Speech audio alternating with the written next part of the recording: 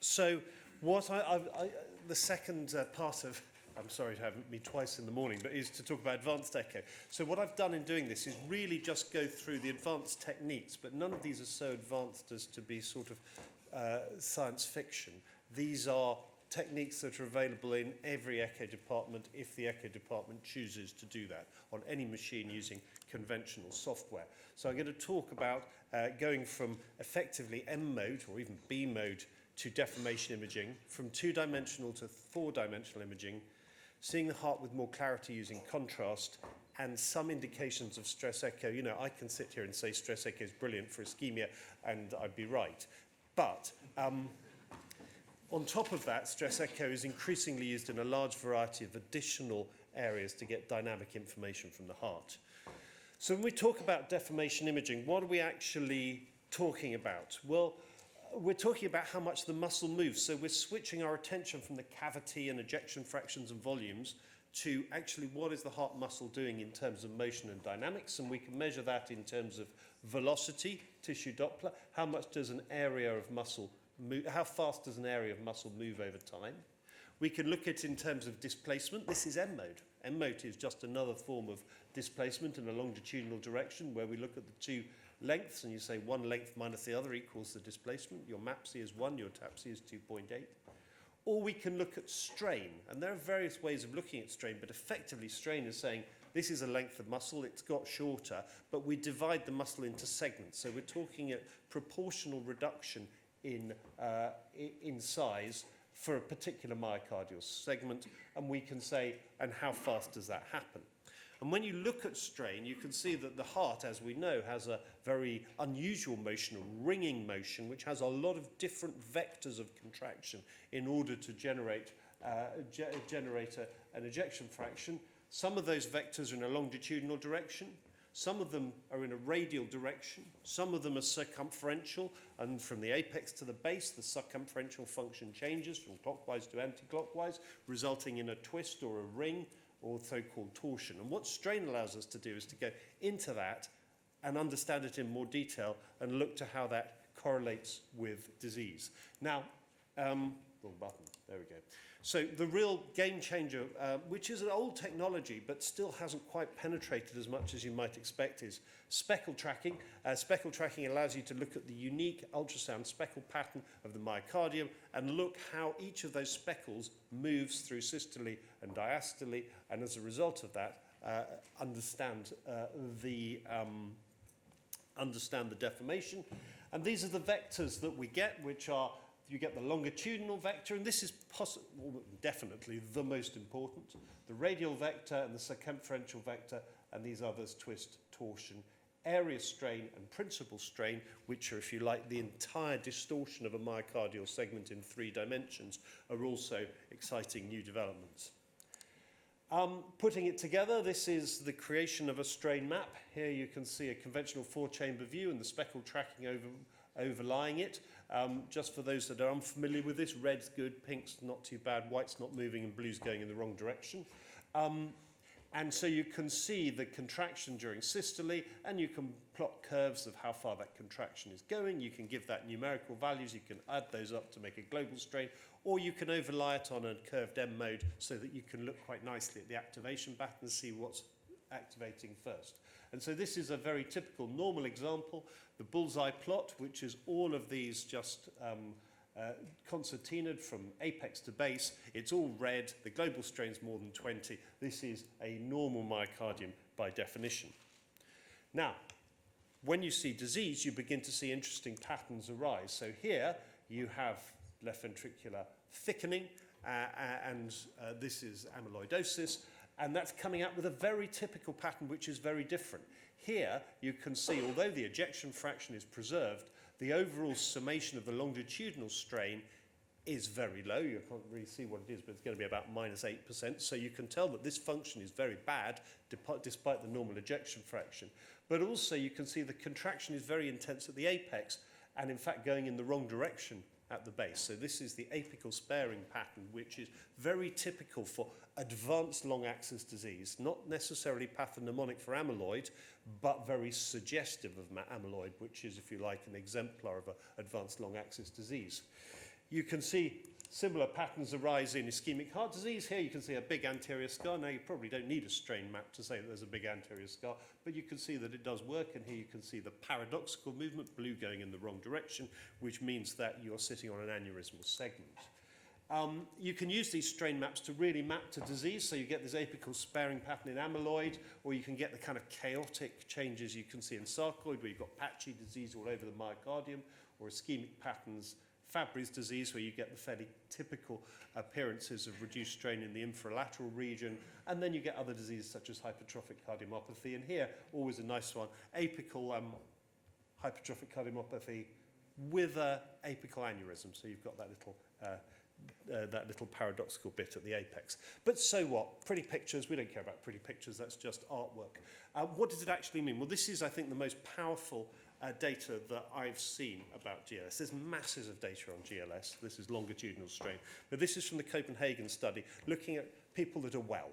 You know, these patients have, these subjects have no cardiovascular disease. And you see a very strong relationship between a reducing global longitudinal strain, so this is better, this is worse, and the incidence of heart failure. Not only that, you see a very strong relationship with all cardiovascular disease. So we know long axis function is the sensitive marker that the heart is in trouble. And even in a well population, you can see a real gradient with longitudinal strain. But what about that heart failure graph I showed you in the last slide? Look at this. Okay, so if you take patients with an ejection fraction of greater than 50% who have been hospitalized for heart failure, only a tiny proportion of them have a GLS, which is less than -20. So only a very small proportion have a normal GLS. So GLS is able to identify those patients that ejection fraction isn't. And I put this just up, I don't know, for fun, because there is just a plethora of papers, whether you're looking at mitral regurgitation, aortic stenosis, HOCM, heart failure with preserved, heart failure with impaired ejection fraction. I mean, this is a non-comprehensive list, but in every single disease group that we look at, when you look at GLS, an abnormal GLS predicts an abnormal prognosis. It hasn't really penetrated into the guidelines, and part of that is because each machine gives slightly different numbers and, frankly, the availability and familiarity with the technique. But what is clear is that less than -20 represents normal normal left ventricular function, and that's represented in the guidelines. This is my rule of thumb, which is 15 to 20%, I need another test to work out what's going on, and less than 15%, I've definitely got an abnormal GLS. It's found a real place in cardio-oncology, where a relative drop of GLS predates a reduction in ejection fraction. Although it may not stop you from continuing with a oncology drug, it will at least signal that you are potentially into a cardiotoxic situation. It doesn't have to just be applied to the left ventricle. Here you can reverse it, apply to the right ventricle. Strain of the right ventricular free wall is also very predictive, and there's increasing amounts of data on that. So moving from deformation to our second advanced technique, which is three-dimensional imaging. Three-dimensional imaging used to be a real faff, and transthoracic three-dimensional imaging was really not fit for purpose. That has changed dramatically with the rise in processing power, memory power over the last 5 years.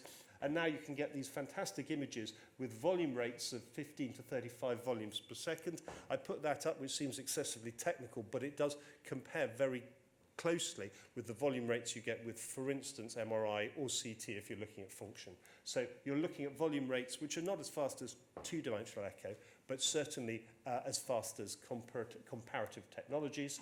And you can create lovely views, you can create avatars, you can measure the ejection fraction, and this makes hugely changes the offset.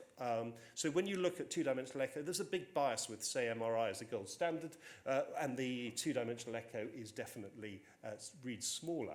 When you look at three-dimensional echo, a lot of that is lost, a lot of that bias is lost, and you get a lot more consistency, and you can cut the images up so you can see them however you like. Again, you get a lot of parameters coming out of this just automatically, assuming that the tracking is good and you can measure the tracking, including the deformation parameters we just we just talked about. So with a patient with good images, it's quite possible to get the volumes, the deformation, the strain, the torsion, anything you might want from just one single acquisition on one single heartbeat. So that's a very powerful tool. Three-dimensional TOE has been revolutionary in understanding valve disease. So these are the mitral valve, which it's particularly suitable to. And all the faffing around trying to work out which bit's coming back, which isn't coming back, is kind of obviated by sticking on a three-dimensional view here in a 3D zoom mode. And you can see immediately you've got a flail segment there in P2. And all of that, where am I, is gone. Fantastic. It also allows you to look at, say here, Barlow's valve, where you've got a lot of additional motion. These are things which we diagnose a lot more, which are clefts, particularly in P2 as here, because they're much more difficult to diagnose by 2D echo, but they pop out nicely with three-dimensional echo. And again, where you look here at secondary mitral regurgitation. We can take the coordinates from the 3D and create them into polar maps, which give us a lot of data, both to understand the valve disease, but also to guide surgery and look at surgical indications, or indeed increasingly MitraClip. And so guiding percutaneous interventions is another important indication. This is a cardioband procedure, and oops, it's not going to, unfortunately, I'm not going to show you the cardioband procedure because it's not going to click. Any chance of clicking on the movies? So here you get a classical sort of secondary mitral regurgitation with very tented valves sucked right down into the ventricle. Next movie, please. And here you have the first anchor of the cardioband being put on here on the trigone. At the anterior portion, and then the next movie, and you can see ultimately, percutaneously, we've gone around and put anchors under the TOE guidance and resulted in this insertion of this cardioband, reduced functional mitral regurgitation. Right, coffee time was 1 minute ago, so I'm going to accelerate even more. Contrast is something that we should use a whole heap more of, and it is massively underused in the United Kingdom. Contrast utilizes utilizes these sorts of phospholipid liposomes which have a different proportion in cardiac ultrasound, but they're the same size as the red blood cells, so they go where red blood cells go. So this is a way of imaging the blood pool, and I don't think those movies are going to work, but they demonstrate different properties. So if you put a little bit of acoustic energy, they have a fairly they're not going to work. You get a linear response, so you get a nice amplification of the signal. So if you put more acoustic energy in, you get a non-linear response, so you get a really, really big signal back from the blood pool. And then if you put in a lot, you can actually burst them, which allows you to destroy them and replenish them. Contrast pictures, rather like 3D, and of course you can combine the two, again reduce, they don't obviate, but they reduce the bias between MRI and two-dimensional echo. So if you've got rubbish pictures and you give contrast, perhaps not surprisingly, you're going to be able to see the myocardium with more detail. And again, this has found some significant use, particularly in the cardio-oncology group, and particularly when people have had left-sided breast reconstruction, when images can be very complex. Giving contrast allows you to get an accurate ejection fraction, which is essential much more easily. We use it a lot in stress echo, and I don't know if anyone wanted to report this, but I'll do it for you. At peak dose, there's a little wall motion abnormality there, one segment, much less than you would normally expect to see. I can see John saw it straight away. He was peering over his glasses at it. But you can see that here the myocardium moves, but here it doesn't move. And so this gives you a much greater fidelity. And this sort of pivotal study from William Zogby demonstrates how the reliability and the reproducibility of stress echo is much greater if you use contrast. And Roxy Senior here in the Brompton has done a huge amount of work over the years looking at actually following the contrast through the myocardium and looking at myocardial perfusion and showing how measuring blood flow quantitatively or semi-quantitatively can add to a test.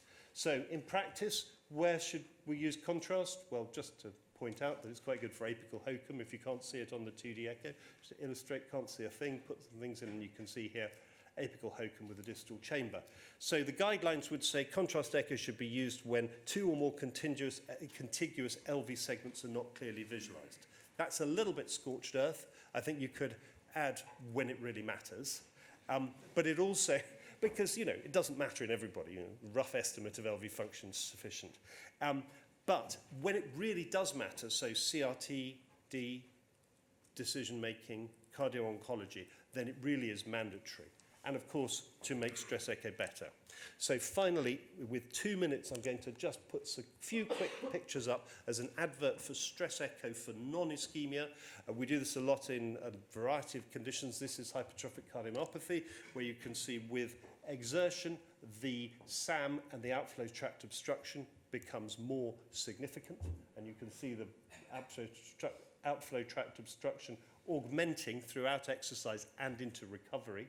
And therefore, this can often explain the symptomatic patient in whom the gradient is not too high on standard transthoracic testing or with sniff testing. And there's a whole heap of evidence to suggest that you can get really good incremental diagnostic and indeed some evidence for prognostic benefit by looking at exercise-induced gradients. There is some debate about which way to do it, and probably treadmill exercise offers you the most appropriate stress. There are other things that come off this. For instance, during HOCM stress echo, you can also demonstrate the typical outflow tract gradient-related mitral valve disease. And as a summary, I'd say these are the situations where stress echo in the non-ischemic domain is incredibly valuable. Low flow aortic stenosis is one which is very much in standard practice. Dynamic mitral regurgitation, so mitral regurgitation where it doesn't seem to fit with the symptoms. You know, a significant proportion of people get worse. Significant proportion of people with functional mitral regurgitation get better. So dynamic mitral regurgitation, hypertrophic cardiomyopathy, and increasingly in the situation of potential HFpEF, as a term I apologize for using, but using diastolic stress testing in people with unexplained breathlessness. And increasing indications also are around congenital heart disease, mitral stenosis, and even in patients with impaired ejection fraction. So my take-home messages are deformation imaging links function better than, links form to function better than volume, and links function to symptoms and prognosis. Three-dimensional imaging has been transformed while we weren't looking because probe technology has really changed the game to single beat acquisition at good volume rates, gives greater accuracy and reproducibility, and helps clinical communication. The pictures are very compelling. You turn up to a surgeon with that, they say, okay, I'll repair it. Contrast allows you to see in the dark, and we don't use it enough. We're very happy to say we'll do another test where we could just give a little bit of contrast and get the answer. It reduces the difference between MRI and echo and enhances stress echo. And stress echo offers incremental information about seeing the heart under stress conditions across a whole range of diagnoses. And I think we're only beginning to understand exactly how useful that can be. Thank you very much.